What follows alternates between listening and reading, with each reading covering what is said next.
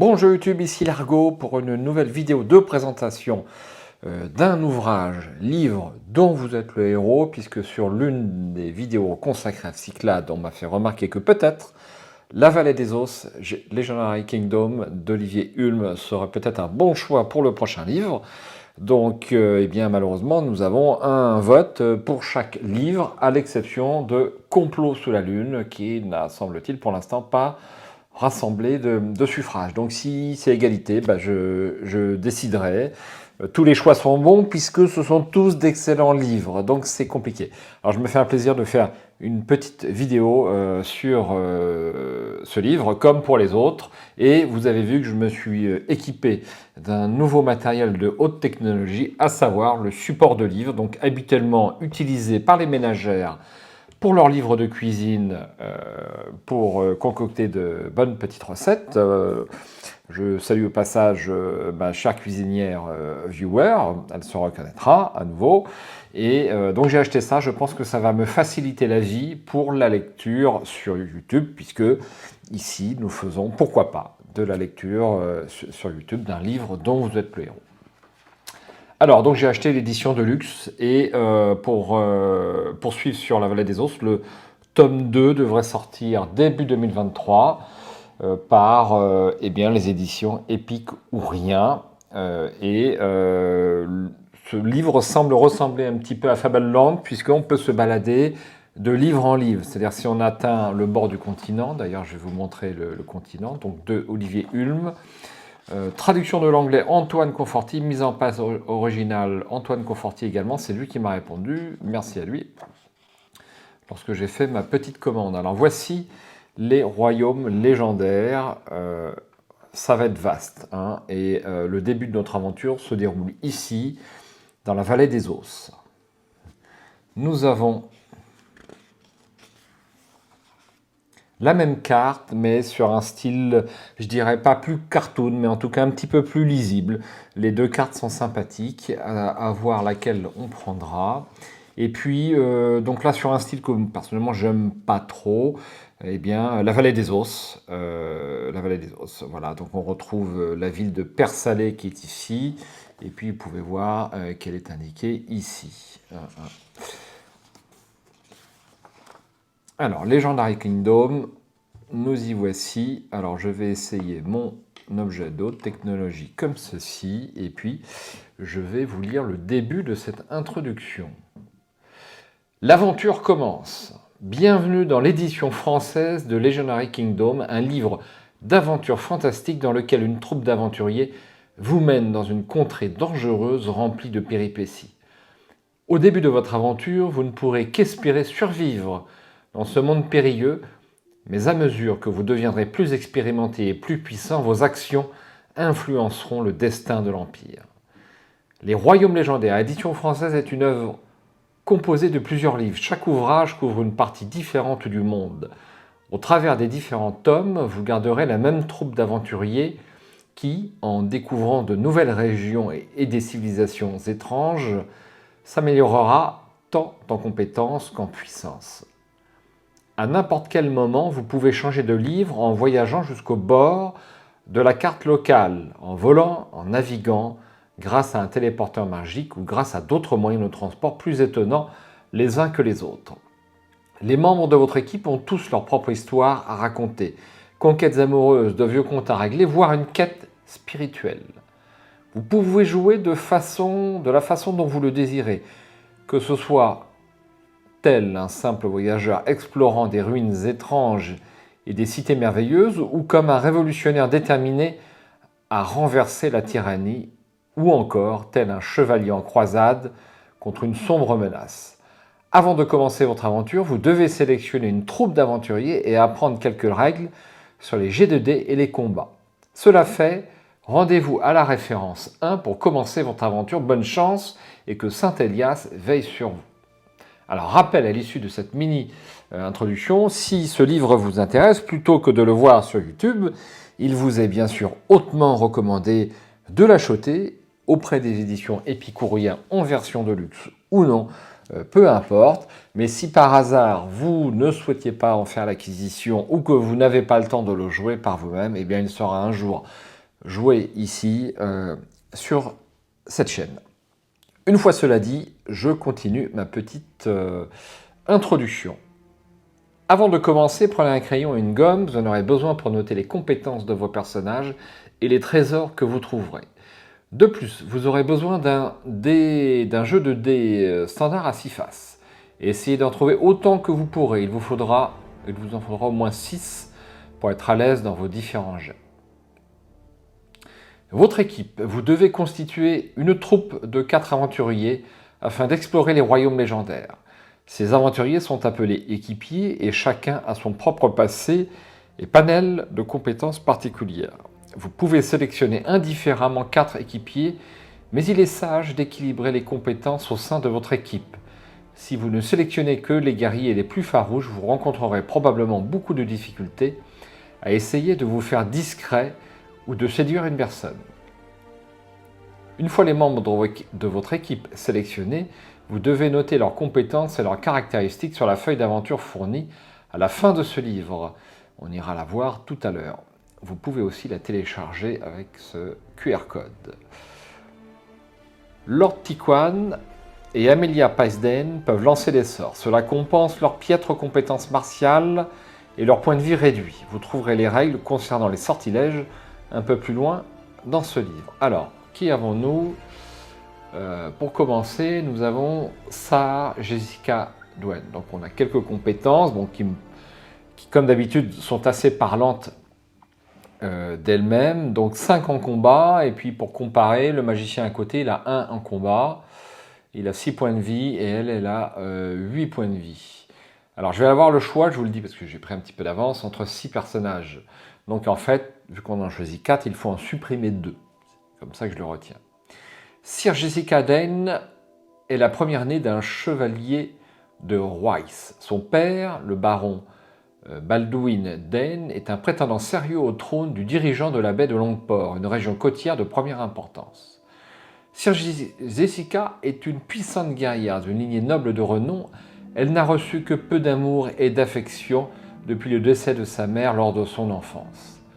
Elle est normalement l'héritière légitime de la baronnie à la place de son frère cadet Ridley. Mais du fait de ses nombreux accrochages avec son père au cours de ces dernières années, son héritage est remis en cause.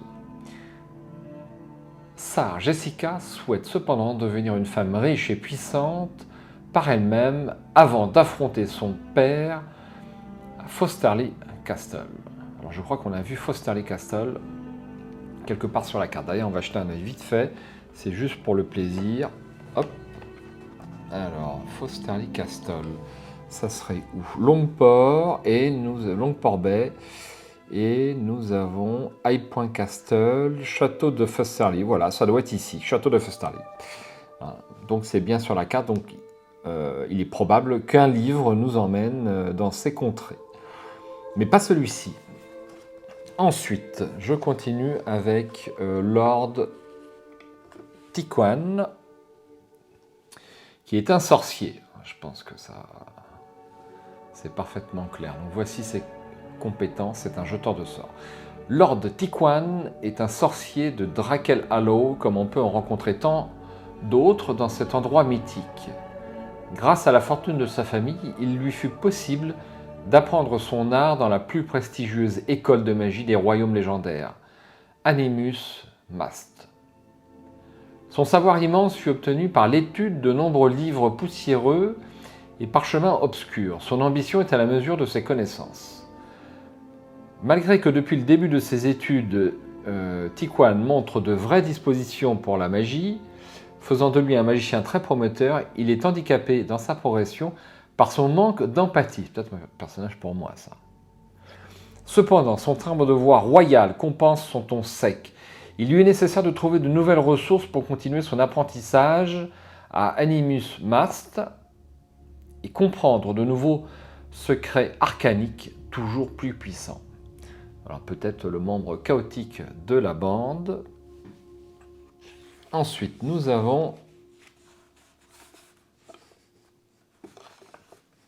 Alors le temps que je me mette correctement, voici. Nous avons cette demoiselle qui s'appelle Tasha. Voici ses caractéristiques qui paraissent plus équilibrées. Tasha, flibustière des îles Éparses, elle est plus proche de la simple voleuse que du corsaire mythique. Depuis sa naissance, elle est bercée par la mer, à l'image de sa famille qui, depuis des générations, si elle ne naviguait pas, tenait une taverne dans une ville côtière de la région. Pour sa part, si Tasha a pu voler et dilapider des fortunes, son extravagance et son goût des belles choses et surtout des beaux visages ne lui permirent pas de garder le moindre sou dans sa poche. Ses penchants furent même à l'origine d'une de ses pires déconvenues. Tasha s'est récemment fait berner par Catherine, sa dernière amante en date et ancienne apprentie. Tasha avait pris cette jeune paysanne de Middlemarch sous son aile pour la porter, pour la former à la vie des frères de la côte jusqu'à ce que cette dernière la trahisse et la vende à des esclavagistes, rien de moins. Désormais, Tasha ne semble plus qu'à rendre la monnaie de sa pièce à son ancienne apprentie. Donc, voici Tasha, donc issue de la diversité gay et lesbienne, apparemment. C'est très bien. Ensuite, nous avons Amelia Pass, alors que je lise bien, Pass Dame. Voici ses caractéristiques: 3 en combat, 2 en discrétion, 2 en savoir, survie 3, charisme 1 et 6. Alors c'est aussi une combattante, semble-t-il. 3 en combat, c'est pas la mort. Alors c'est une jeteuse de sorts, par définition, elle n'a pas beaucoup en combat. C'est son épée qui m'a trompé. Amelia est la demi-sœur de Jessica. Ah, d'accord. Les deux femmes grandirent ensemble à Fosterly Castle. Sa mère était une grande forestière qui éloigna Amelia du château quand il devint évident que son père, le baron Baldwin, ne s'occuperait jamais d'elle. Amelia vécut son adolescence dans les forêts compactes et reculées des terres sauvages, où elle apprit des druides la magie de la nature. Devenue une combattante élancée et robuste, elle sait vivre de la terre et combattre les bêtes sauvages. Même si sa magie est tournée en dérision par les magiciens traditionnels, elle n'en reste pas moins instinctive et efficace. En fait, c'est une sorcière. Amelia rêve de devenir un membre à part entière du cercle des druides, mais elle sait que pour cela, elle devra apprendre encore beaucoup avant de revenir à sa terre sauvage. Ensuite, nous avons... Alors lui, je pense que je ne vais pas le prendre parce que je ne suis pas fan de la mythologie nippone, Japon, Chine, tout ça, ça ne m'intéresse pas beaucoup. Donc on semble avoir ce qui ressemble un petit peu à un samouraï, hein, et lui, par contre, il est probable que si je joue le livre, eh bien, je le jouerai un jour ou l'autre, je ne prenne pas ce personnage. Mais enfin bon, c'est Akiro, 4 en combat, 3 discrétion, 2 savoir, survie 5, charisme 1, il a 8 points de vie également. Akiro est un jeune homme maussade originaire de la vallée des Os. Il fut banni de sa ville natale après avoir échoué à son apprentissage pour devenir un Kensai, une des saintes épées de Calice. Bien qu'étant un bretteur hors pair, Akiro est lui-même son pire ennemi et se torture sans répit du fait de son incapacité à trouver l'illumination, l'équilibre entre corps et esprit. Depuis, Akiro est devenu un survivaliste accompli capable de trouver de l'eau dans le désert le plus aride et de la nourriture dans les étendues les plus désolées. S'il aime à se dire qu'il a abandonné son rêve, il ne se languit pas moins de retourner à Calice pour tenter de nouveau le test tant redouté. Peut-être est-il temps pour Akiro de refaire surface et de restaurer son honneur ainsi que celui de sa famille. Alors, sa quête personnelle, elle est encore plus évidente que les autres. C'était Akiro. Et ensuite, nous avons donc, sauf erreur, pour terminer, alors lui, je suis certainement sûr de le prendre, c'est Joli Cœur. Donc ça doit être le bandit du groupe, ça va très bien m'aller. Combat 2, discrétion 4, savoir 3, survie 1, charisme 5, et vie 8. Joli Cœur est né à Royce, dans le duché de Pendrilor. Il était valet de chambre à Vastal, le siège du pouvoir de la duchesse Eleanor Montel, jusqu'à ce que, mal avisé, il s'engage dans un triangle amoureux avec la duchesse et le roi Frances Goldwell. Fuyant de peur d'être pendu, Joli Cœur vit depuis lors, grâce à son esprit affûté, tout en parcourant le monde afin d'échapper aux agents du roi. Ces belles paroles lui permirent de se sortir de n'importe quelle situation et d'échapper au danger, et échapper au danger est devenu pour lui une seconde nature. Un jour, Joli Cœur devra affronter le désordre qu'il a laissé derrière lui à Vastal, mais pas avant de pouvoir profiter un peu des plaisirs que le monde a lui offrir. Un personnage qui me sied à merveille, donc lui sera dans le groupe, ça c'est sûr. Bon, pour les autres, on verra un petit peu plus tard. Bon, ce livre est un beau livre, hein. Le format A4, c'est très agréable à lire, c'est particulièrement agréable à lire, forcément. Bon, ça a coûté une fortune, un peu cher certes, mais c'est super. Alors, les compétences. Chaque membre de l'équipe a 5 compétences qui lui permettent de se sortir de situations délicates. Le combat détermine tant votre maîtrise des arts du combat que votre force physique. La discrétion vous aide à vous dissimuler, à vous cacher de vos ennemis ou même à semer vos poursuivants au corps d'une foule. Le savoir représente vos connaissances des arts arcaniques, des religions et des faits historiques. La survie vous aide à survivre dans les étendues sauvages, à vous repérer en forêt, à escalader des montagnes, etc. Et enfin, le charisme est notre habileté à charmer, à intimider et persuader les gens que vous rencontrez, que nous rencontrons. De manière générale, vos compétences ne changeront pas beaucoup. Cependant, on pourra de temps en temps vous demander d'augmenter ou de réduire vos compétences au cours de votre aventure. S'il n'y a pas de maximum, en aucun cas, une compétence ne peut tomber sous la barre de 0. Alors, comment fait-on un test de compétence? Il vous sera régulièrement demandé de faire un test afin d'accomplir quelque chose de difficile. Un test de compétence est indiqué ci-dessous. Se glisser derrière le gobelin, test d'équipe.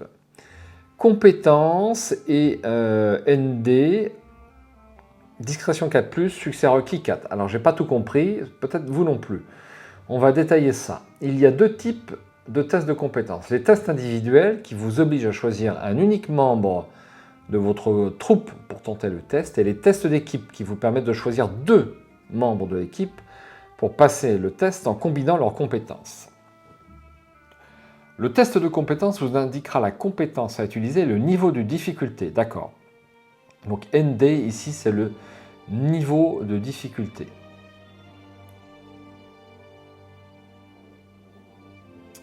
Du test dans la partie compétence, c'est le ND du descriptif.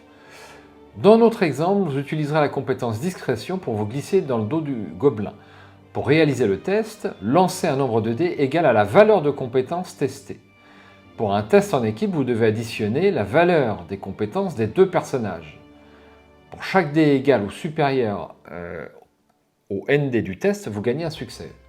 Exemple, Tasha et Akiro, Star Jessica et Lord Tiquan essayent de se glisser dans le dos du gobelin. Comme c'est un test en équipe, le joueur, vous, moi, choisit les 2 meilleurs équipiers en discrétion. Dans ce cas, ça sera Tasha, discrétion 5 et Akiro 3. Le joueur lance donc 8 dés. Comme le ND, le niveau de difficulté du test, est de 4 et plus, chaque dé représentant 4 ou plus sera un succès.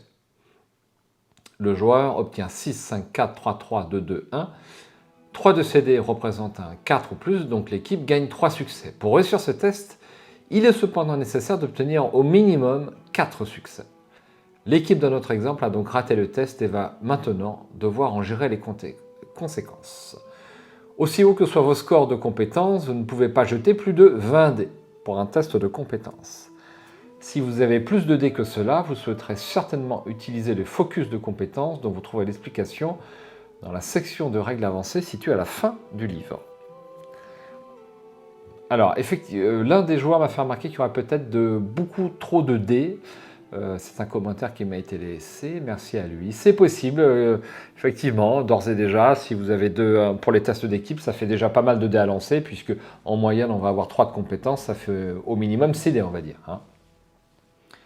Chaque membre de l'équipe a un nombre de points de vie qui détermine la quantité de dégâts qu'il peut recevoir. Il variera beaucoup au cours de l'aventure. C'est important de se rappeler les points de vie sans blessure ou effet négatif, car votre santé ne peut dépasser ce nombre quand vous récupérerez de vos blessures lors de vos soins ou repos. Parfois, lorsque vous réaliserez une tâche ardue ou une quête particulièrement périlleuse, vous pourrez augmenter le montant maximum d'un membre de l'équipe. Le livre vous indiquera que faire lorsque cela se produira. Effectivement, si on passe à 0, on est mort, ça paraît logique. On pourra récupérer de l'équipement sur les cadavres du mort. J'espère qu'on n'aura pas de décès, parce que si on a un décès et qu'il y a 5 livres à jouer, ça va être difficile peut-être de terminer l'aventure. Hein. Quand un combat éclate, votre équipe travaille à l'unisson pour battre ses ennemis. Quand vous arrivez dans un combat, vous sera présentée la liste des opposants, les ennemis que vous aurez à vaincre au cours de ce combat. La liste des opposants ressemblera à cela. Alors, on a ici un gobelin avec un garde du corps orc. Donc, ils ont une compétence d'attaque, une défense et des points de vie. Votre équipe attaque toujours en premier. Choisissez un membre de l'équipe, puis un opposant de la liste à attaquer. Lancez un nombre de dés équivalent à la compétence combat de votre personnage, c'est son score d'attaque. Si cet aventurier n'a pas d'arme, réduisez son score d'attaque de 1. Pour infliger des dommages, votre lancer de dés doit être égal ou supérieur au score de défense de l'opposant. Pour chaque dé remplissant cette condition, infligez 1 point de dégâts à la vie de l'opposant. Les opposants avec 0 ou moins points de vie sont vaincus. Donc pour en venir à notre exemple, ici, là, ils ont 4 en défense, donc avec les dés, il faut faire 4 ou plus. Jusqu'ici, c'est quand même assez simple, il n'y a pas de souci. Exemple, Tasha, combat 3, veut attaquer le gobelin et a un score de défense de 4 ou plus. Elle lance donc 3 dés et obtient 2, 4 et 5. Elle case donc 2 coups et le gobelin perd 2 points de vie. Attaquez une fois avec chacun des membres de votre équipe, dans l'ordre que vous souhaitez. Ça, il va y avoir un petit peu de tactique avec cette partie-là, forcément. S'il reste des opposants vivants après la fin du tour d'attaque de votre équipe, les opposants encore debout attaqueront chacun leur tour. Le score d'attaque d'un opposant est divisé en 2 parties. Le premier nombre est le nombre de dés qu'il lancera. Jusque-là, c'est simple. Le second est le score pour chaque dé dont il a besoin pour réussir son attaque. Alors on notera que nos personnages, si j'ai bien suivi, n'ont pas de défense, enfin, pour l'instant. Donc pour en revenir à l'exemple qui est dessus, donc le gobelin va lancer 4 dés, il touchera sur 5 et plus, et le garde du corps orc lancera 6 dés, il touchera sur 4 et plus. L'orc est plus fort et en plus il a plus de points de vie.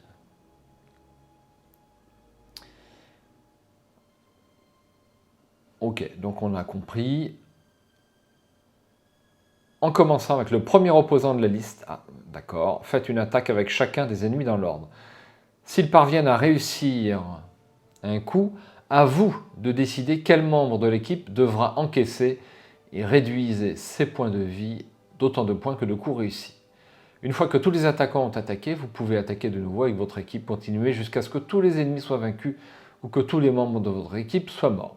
Alors, on a le jet de sauvegarde d'armure. Si les membres de votre équipe portent une armure, ils peuvent tenter de réduire les dommages faits à leur point de vie reçus au combat. Lancez un nombre de dés égal au score d'armure de l'aventurier ou égal au montant des dégâts qu'il est censé recevoir, le plus petit des deux. Pour chaque 4, 5 ou 6 réussis à votre jet de sauvegarde d'armure, vous pouvez réduire les dégâts reçus de 1 point.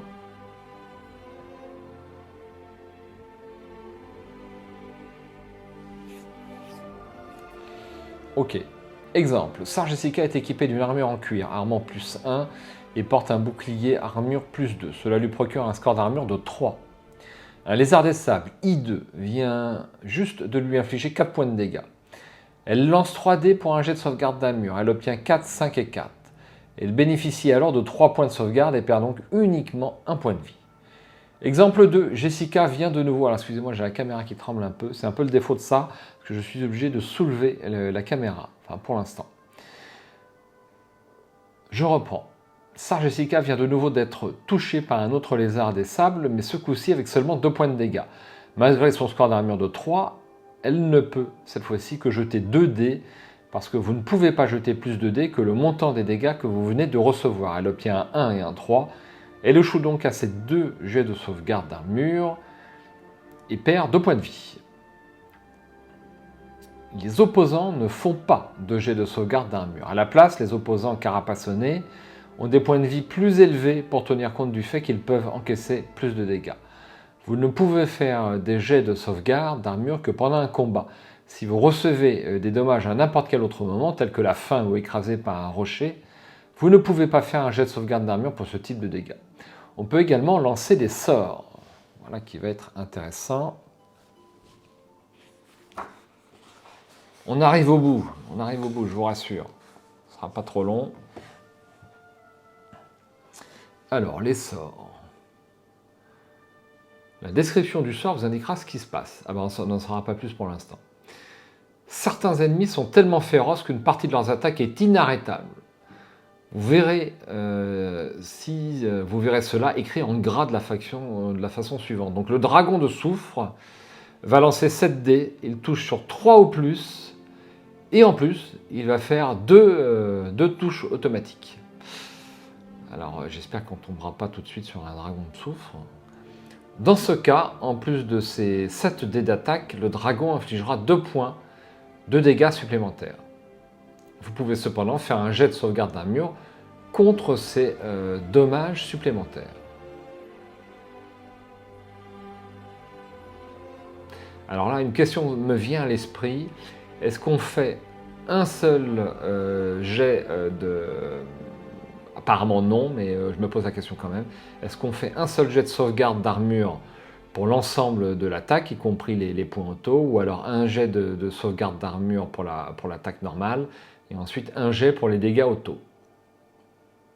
J'ai un petit doute là-dessus. Note de l'auteur. Heureusement, dans le livre 1, La Vallée des Eaux, vous n'aurez pas l'occasion de rencontrer de monstres possédant ces capacités. Mais soyez sur vos gardes dans les autres livres. Les personnages qui peuvent lancer des sorts sont appelés lanceurs de sorts. Les lanceurs de sorts inscrivent leurs sorts dans leur grimoire, mais ces livres magiques ne peuvent à tout moment n'en contenir que 6 au maximum. Lorsque vous commencerez l'aventure, chacun de vos lanceurs de sorts pourra commencer avec 3 sorts choisis parmi les sorts de démarrage dont vous trouverez la liste à la fin de cette section sur les règles du jeu et juste avant la référence 1 de l'aventure. Il y a différents types de sorts. Les sorts d'aventure qui peuvent être utilisés à n'importe quel moment, sauf en combat. Ces sorts vous aident à surmonter l'adversité, à réussir des tests de compétences ou à trouver des caches secrètes. Et les sorts de combat qui ne peuvent être lancés que pendant des combats individuels. En général, ils servent à blesser ou entraver les opposants, ou à vous donner un bonus utile pendant le combat. Et troisième type, les sorts de combat de masse sont rares et peuvent seulement être utilisés lors de la confrontation d'armées. Les sorts de combat maritime sont tout aussi rares et servent exclusivement pendant les combats de bateau à bateau. Certains sorts couvrent plus d'une catégorie. Un sort qui est décrit comme aventure combat peut être utilisé bien sûr en cours de combat ou en cours d'aventure. Alors, charge et drain d'un sort. Lorsque vous découvrez ou apprenez un sort, celui-ci commence chargé. Les sorts chargés sont prêts à être utilisés à la demande du lanceur de sort. Dès que vous lancez un sort, celui-ci est alors drainé et ne pourra pas être relancé avant d'avoir été rechargé par vos soins. Chaque sort a un coût de recharge dans sa description. Ce coût couvre le prix des ingrédients pour le lancer. Vous pouvez recharger un sort en vous reposant dans la plupart des auberges et trouverez même quelques endroits où vous pourrez recharger vos sorts gratuitement. Le texte vous dira quand vous pourrez recharger un sort. Il peut vite devenir coûteux de lancer des sorts à tout bout de champ. Aussi, utilisez-le de préférence quand c'est vraiment urgent. Découverte de nouveaux sorts. Les sorts peuvent surgir des endroits les plus incongrus. Soyez donc attentifs aux occasions se présentant pour en apprendre de nouveau. Vous ne pouvez retenir que 6 sorts dans votre grimoire. Si celui-ci est plein et que vous découvrez un nouveau sort que vous souhaitez vraiment apprendre, vous pouvez supprimer un vieux sort pour faire de la place au nouveau. Tous les nouveaux sorts commencent chargés. Vous ne pouvez pas apprendre plusieurs fois le même sort dans le grimoire. Cela veut dire qu'au début de votre aventure, votre lanceur de sorts ne peut pas apprendre 3 fois le sort missile de glace. C'est logique. Équipement. Alors, les équipements que l'on pourra ramasser sont en gras. Les bonus octroyés sur certains objets seront également en gras. Par exemple, une épée courte en fer, combat +1. Donc ça augmente la compétence de combat de l'aventurier d'1 point. C'est super utile parce qu'on lance un dé de plus. Ce bonus n'est valable que lorsque l'aventurier utilise l'objet. Plutôt que d'ajuster continuellement la compétence du personnage, il est plus facile d'ajouter les bonus actifs dans la colonne modifiée de la feuille d'aventure. On verra ça plus tard. Si par exemple Jessica Eden a une compétence de combat de 5, venez à utiliser l'épée courte en fer combat +1, vous inscrirez ce bonus de la manière suivante. Base 5, modifié 6. Si elle perd son épée, forcément on gomme. Bon, si elle a plusieurs objets avec des plusieurs épées, forcément on n'en choisit qu'un, ça c'est logique.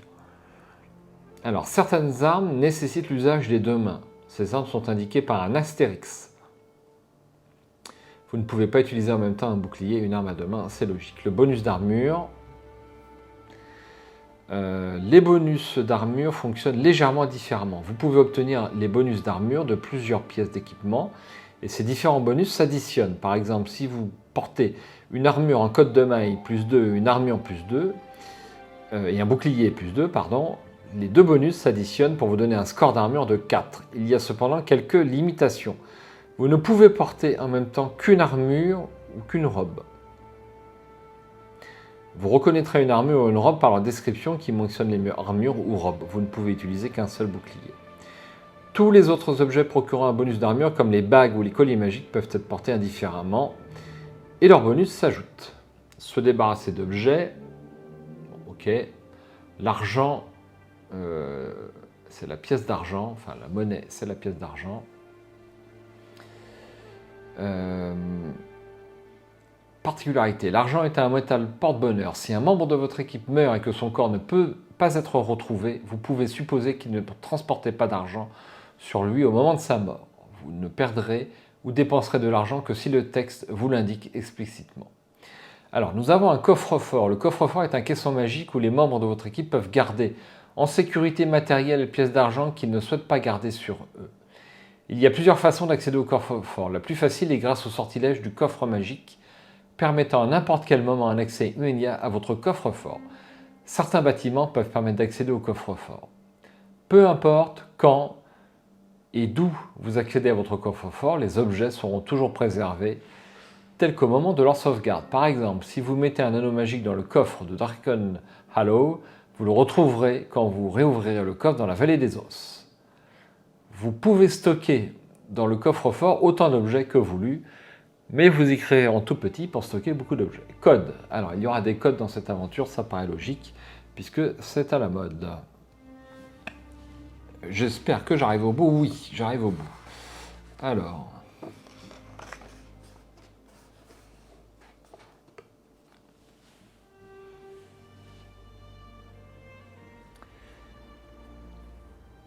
Bon, code, ok, paragraphe, ok. Romance. Les membres de votre équipe sont jeunes et passionnés.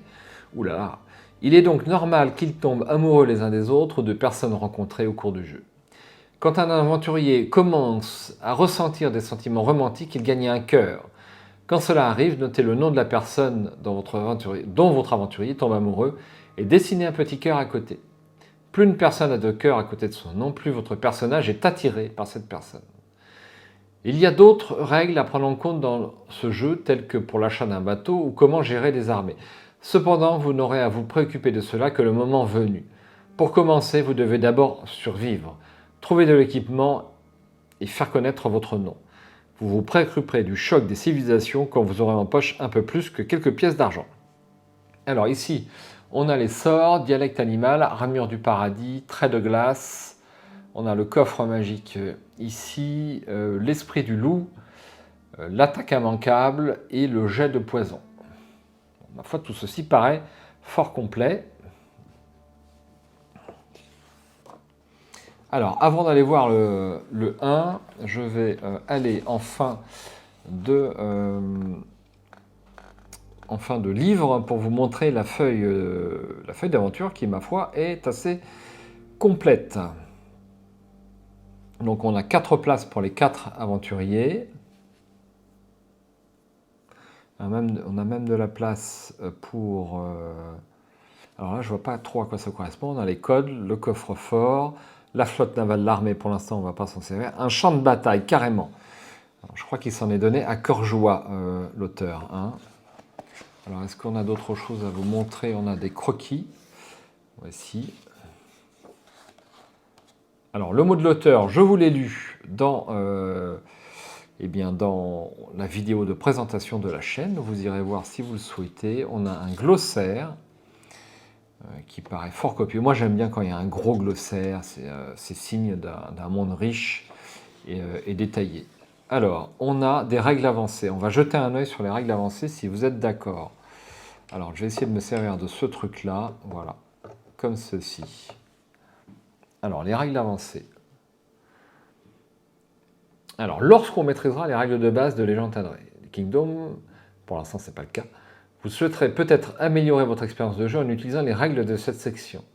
Ces règles ne modifiant pas le système de jeu, vous pourrez les utiliser comme bon vous semble. Si la règle créer son personnage est utilisable dès le début de la partie, les règles concentration de compétences et concentration de combat ne vous seront réellement utiles qu'une fois que vos personnages auront accumulé beaucoup de nouveaux points de compétences. Alors, on peut créer son personnage, ça m'emballe pas trop. Mais non, ça m'emballe pas trop. Puis en plus, je suis surpris par cette option, puisque les personnages pré-tirés peuvent avoir des aventures, et sans nul doute que certains paragraphes feront référence au background du personnage, ce qui ne sera pas le cas avec ceci. Alors, il y a cependant les inconvénients à créer son personnage. Les 6 personnages pré-tirés de ce livre ont tous leur propre intrigue. Je viens de vous en parler. Dialogue, ambition et romance. Les nouveaux membres de votre groupe pourront aussi posséder tout cela, mais seulement dans votre imagination. Un bon compromis pour utiliser un aventurier de votre création sans perdre une partie du sel de cette aventure est d'intégrer votre création en remplacement d'un des personnages pré-tirés qui viendrait à mourir. De cette façon, vous avez toujours 3 membres de groupe étroitement liés à l'intrigue, mais également un personnage de votre propre création comblant les faiblesses du groupe initial. La première étape pour créer son personnage est de décider si c'est un ensemble de sorts, etc. etc. Alors, je ne vais pas tout vous lire sur la création du personnage parce que ce n'est pas tellement l'objet de la vidéo. On a un petit point sur la concentration au combat qui là m'intéresse. Tout comme pour les tests de compétences, vous pouvez également vous concentrer lorsque vous effectuez des jets d'attaque durant un combat. En faisant cela, vous diminuez la défense de vos adversaires. En sacrifiant 5 dés de combat, la défense de l'un de vos adversaires sera réduite de 1 point. Ainsi, une défense de 5 ou plus passe à 4 ou plus. Donc on touchera plus facilement. Il vous arrivera de rencontrer certains adversaires qui nécessiteront de recourir à la concentration, ne serait-ce que pour espérer en venir à bout. Alors, pour se concentrer dans la vallée des Oses. Il est peu probable que les membres de votre groupe parcourant la vallée des Oses aient réellement besoin d'utiliser la concentration de compétences ou de combat. Cependant, si vous le souhaitez vraiment, vous en avez toujours la possibilité. La concentration est le plus souvent utilisée par les personnages les plus puissants, limitée par la règle des 20 dés, qui restreint le nombre de dés que vous pouvez lancer durant un test de compétences. Alors, on n'en est pas encore à 20 dés, mais effectivement, on va peut-être y arriver. Donc, voilà pour la concentration. On va peut-être lancer beaucoup de dés. Ça va peut-être ralentir un petit peu le jeu. Écoutez, aucun livre n'est parfait, on verra. Alors, je vais tout de suite vous lire le passage numéro 1. Ce sera, je crois, assez court.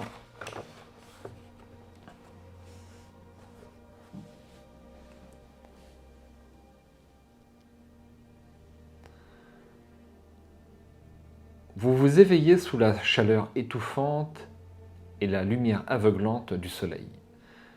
Le lent roulis d'un chariot vous berce alors que de lourdes chaînes enserrent vos membres. Un râle s'échappe de votre gorge sèche et votre estomac vide gronde. Alors que votre vue s'accoutume à la clarté, vous pouvez voir vos compagnons avachis à côté de vous. Vous êtes tous rescapés d'une attaque brutale de pirates. Et si vous ne vous rappelez que peu de choses, vous vous souvenez parfaitement de la promesse faite à vos nouveaux partenaires. Restez ensemble quoi qu'il arrive. Vous êtes donc soulagé de voir qu'ils sont toujours en vie. Mais où pouvez-vous bien être? En vous relevant et en regardant au travers des barreaux du wagon, vous entrevoyez un désert aveuglant jaune et gris.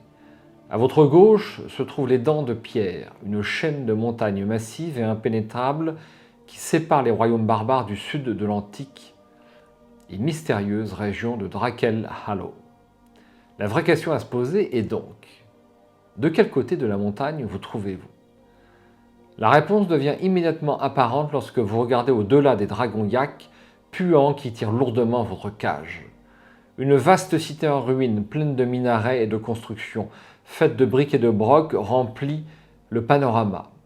Le goût fétide de l'air sur vos lèvres vous indique sans aucun doute possible que vous êtes à Père Salé, résidence du tyrannique roi de fer qui est l'un des nombreux dictateurs de pacotille de cette vallée sauvage. Vous êtes bien loin de la civilisation. Des marchands d'esclaves à la figure émaciée frappent à votre cage de la hampe de leur lance tout en vous ordonnant de vous asseoir. Vous vous laissez retomber, accroupi. Pour le moment, enchaîné comme vous l'êtes, il n'y a rien que vous puissiez faire, que ce soit seul ou avec vos compagnons. Vous vous jurez de regagner votre liberté et de recommencer votre vie. Mais pour cela, il vous faudra d'abord parvenir à survivre aux horreurs de l'esclavage. Rendez-vous au 631. On pourrait lire le 631, mais on ne va pas le faire, chers amis viewers. On va s'arrêter là, donc, pour cette copieuse introduction. Mais bon, il y a 5 livres, hein, donc forcément, on n'y va pas avec le dos de la cuillère. Donc voilà pour la vallée des eaux. Si ça vous intéresse, eh bien, laissez un petit vote pour que l'on commence par ça. Moi, j'ai une toute petite réticence, mais infime, sachant que les 4 autres volumes ne sont pas encore sortis et que si on arrive sur le bord de la carte, forcément, eh bien, on ne pourra pas passer sur le deuxième livre puisqu'il n'est pas sorti encore en français. C'est le seul petit inconvénient que je puis citer, mais néanmoins, il y a plus de 800 paragraphes dans ce livre, et je dis 800. Plus de 900 paragraphes. Donc il y a de quoi faire et on ne va pas crier sur l'absence de contenu alors qu'avec 900 paragraphes, j'en ai pour des jours et des jours, si ce n'est des semaines. Merci de m'avoir suivi, j'espère que c'était pas trop long pour la vallée des os et je vous souhaite à tous un bon week-end puisqu'ici c'est le week-end. Ciao.